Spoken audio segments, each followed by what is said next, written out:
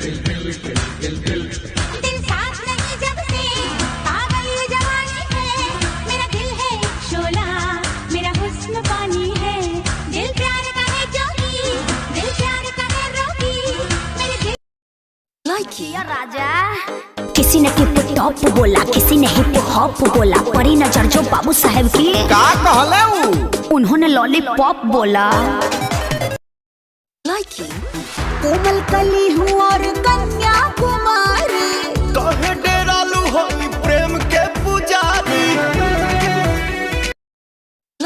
तेरी यादों में अक्सर, तेरी यादों में अक्सर सपने संजोते हैं हम, तुमसे दिल लगा के दिन रात रोते।